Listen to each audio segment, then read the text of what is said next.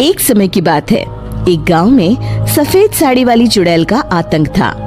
चुड़ैल रात भर गांव में घूमती और गांव का जो भी आदमी उसे दिखाई देता उसे वो घायल कर देती। अरे कोई तो बचाओ, मर गया रे।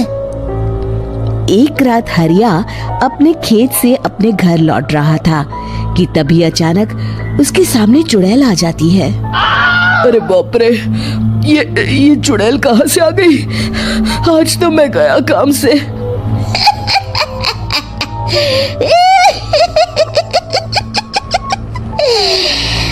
आज मुझे मेरा शिकार मिल गया।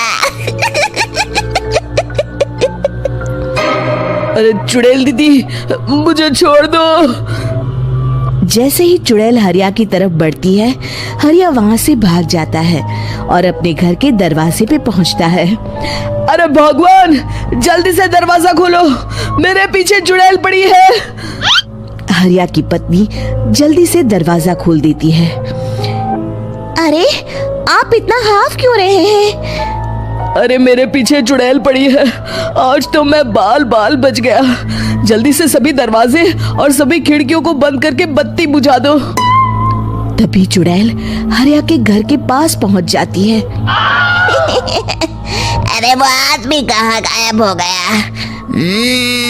मैं भी देखती हूँ आखिर कब तक बचेगा। मैं अपने शिकार को इतनी आसानी से नहीं छोड़ती। इतना कहकर चुड़ैल वहाँ से चली जाती है। वहीं दूसरी तरफ हरिया और उसकी पत्नी दोनों अपने घर की खिड़की से ये सब देख रहे होते हैं। अरे बाप रे, ये तो बड़ी डरावनी चुड़ैल थी। अगले दिन ये बात आग की तरह पूरे गांव में फैल जाती है और धीरे धीरे लोग चुड़ैल के डर के मारे शाम होते ही अपने घरों से बाहर निकलना बंद कर देते हैं। कुछ दिनों के बाद भाई, मैंने तो इस चुड़ैल के डर के मारे रात को अपने खेतों को पानी देना बंद कर दिया है। कहीं मेरी फसल सूख गई तो मैं तो कहीं का नहीं रहूंगा। साहूकार का कर्जा कैसे चुकाऊंगा? अरे भाई, पूरे गांव वालों का यही हाल है। पता नहीं ये चुड़ैल हमारे गांव में कहां से आ गई। फिर एक दिन गांव के पास वाली नदी के किनारे एक बहुत बड़े तांत्रिक के आने की बात कुछ गांव वालों को पता चलती है। वो लोग जाके ये बात गांव के मुखिया को बताते हैं। मुखिया जी, नदी के किनारे एक बहुत ही पहुंचे हुए तांत्रिक बाबा आए हैं। हमें उनसे मदद मांगनी चाहिए। मैंने सुना है वो बड़े बड़े भूतों और चुड़ैलों को अपने वश में कर लेते हैं। मुखिया जी सभी गांव वालों को लेकर उस तांत्रिक के पास पहुंच जाते हैं। ओम फट स्वाहा, ओम फट स्वाहा। तभी तांत्रिक अपनी बंद आंखों को खोलकर कहता है, क्या बात है? तुम सब लोग यहाँ क्यों आए हो? मुखिया जी उस तांत्रिक को सारी बात बता देते हैं। अच्छा, तो ये बात है। और तांत्रिक अपनी आंखों को बंद कर लेता है। मैं देख रहा हूँ तुम्हारे पूर्वजों ने बहुत पाप किए थे, जिससे ये गांव अब श्रापित हो चुका है। उसी के फल स्वरूप तुम्हारे गांव में चुड़ैल आई है। ये चुड़ैल बहुत खतरनाक है, ये किसी को नहीं छोड़ेगी। हे भगवान, मर गए रे, अब क्या होगा? तभी गांव के मुखिया जी कहते हैं, बाबा, इस चुड़ैल से हम सबको बचा लीजिए। कोई तो उपाय होगा। इसका सिर्फ एक ही उपाय है। सभी गांव वालों को बारी बारी हर दिन अपनी आधी फसल उस पहाड़ी के ऊपर बनी काली गुफा में छोड़ के आनी होगी। तभी उस चुड़ैल की भूख मिटेगी और श्राप का प्रभाव खत्म हो जाएगा और तुम सब जिंदा बच जाओगे। सभी गांव वाले उस तांत्रिक की बात को मान लेते हैं और वहां से चले जाते हैं। फिर अगले दिन से रोज उस गांव के लोग बारी बारी से अपनी आधी फसल उस काली गुफा के पास जाकर रखाते। कुछ दिनों बाद हरिया की बारी आती है। बाप रे, आज तो मेरी बारी है उस काली गुफा में जाने की। क्या करूं, वो तो बड़ी खतरनाक चुड़ैल है। मेरे तो हाथ पैर कांप रहे हैं। फिर हरिया डरते डरते अनाज की बोरियां अपनी बैलगाड़ी में लाद देता है। तभी हरिया की पत्नी उससे कहती है, देखो जी, संभल के जाना और किसी भी हालत में शाम होने से पहले वापस आ जाना। उस चुड़ैल का कोई भरोसा नहीं है जी। हरिया बैलगाड़ी में बैठते हुए कहता है, भगवान, मैं क्या वापस आऊंगा? लगता है अब तो मेरी खबर ही आएगी। इतना कहकर हरिया वहां से चला जाता है। रास्ते में जंगल से गुजरते हुए हरिया की बैलगाड़ी का एक चक्का बड़े गड्ढे में फंस जाता है। हे भगवान, अब ये क्या मुसीबत है? हरिया नीचे उतर के पूरी ताकत से अपनी बैलगाड़ी को गड्ढे से निकालने की कोशिश करता है। बहुत देर मेहनत करने के बाद हरिया की बैलगाड़ी उस गड्ढे से बाहर निकल जाती है।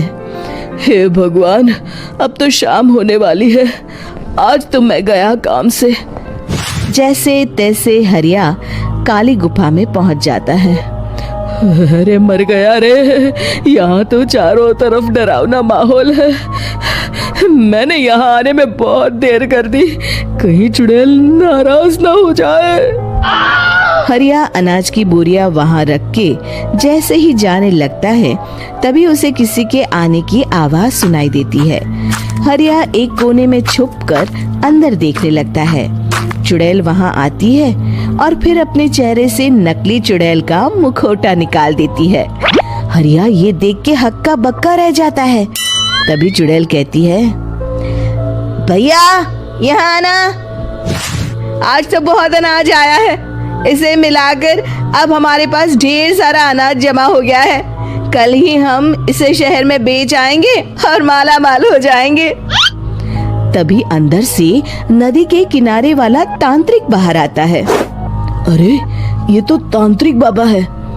हाँ, अब तो हम दोनों की जिंदगी मजे में कटेगी।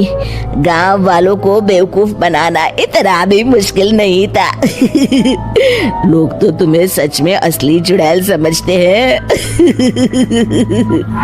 हाँ, तुमने सही कहा। अब ये गांव वाले चुड़ैल के डर से जिंदगी भर इस काली गुफा में अनाज पहुंचाते रहेंगे। अच्छा, तो ये बात है।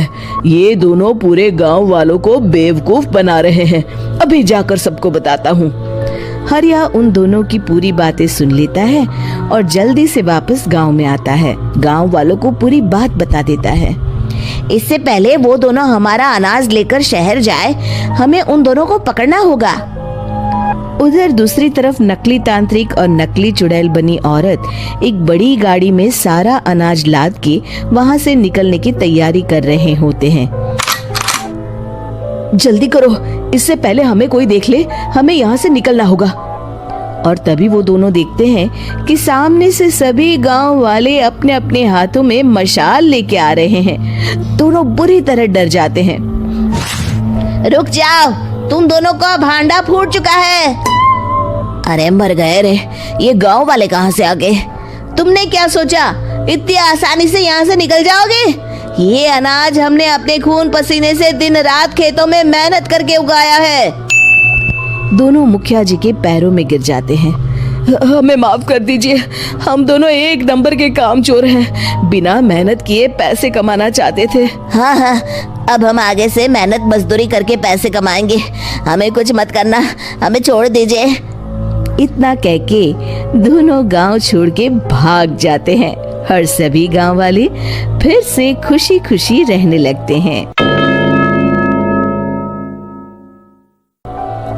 शिक्षा, तभी तो कहते हैं कि किसी भी समस्या का समाधान केवल सूझबूझ से ही करना चाहिए और कभी हिम्मत नहीं हारनी चाहिए। दोस्तों, हमें उम्मीद है कि आपको हमारी ये कहानी पसंद आई होगी। कृपया हमारे चैनल को सब्सक्राइब करें और सभी अपडेट्स के लिए बेल आइकन जरूर दबाएं। और हाँ, वीडियो लाइक और शेयर करना मत भूलिएगा। Bye bye.